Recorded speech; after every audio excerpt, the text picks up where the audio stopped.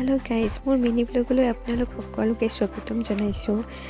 বৰষুণ দি আছে, তাতে বতৰটো ঠাণ্ডা, ভাবিলোঁ কিবা এটা বনাই খাওঁ। সেইবাবে আহিলোঁ পাকঘৰলৈ আৰু পাকঘৰত বনাবলৈ লৈছোঁ এতিয়া পকৰি। তো পকৰিৰ কাৰণে কি লাগে ইয়াত মিক্সিং কৰি আছোঁ। তো দেখিবলৈ পাইছে, আপোনালোকে ভিডিঅ'টো সম্পূৰ্ণকৈ চাই থাকক।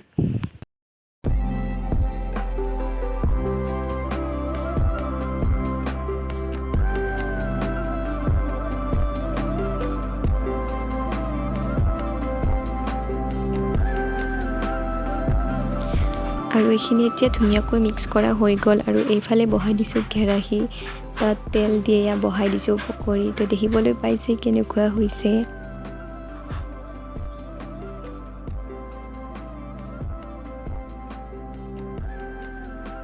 ইফালে পকৰি হৈ আছে আৰু মই মাজতে এটা পকৰি টেষ্ট কৰি দিলোঁৱে। আৰু ইফালে বহাই আছে গাখীৰ চাহ, ইফালে পকৰি।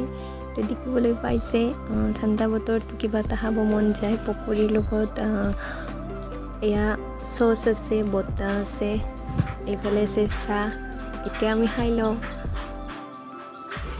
আৰু গোটেইকেইটা একেলগে বহি লৈ খাবলৈ লৈছোঁ আৰু খাই লৈ আজৰি হৈ অলপ ৰেষ্ট লৈছোঁ। তো আজিলৈ আহিছোঁ, বাই বাই।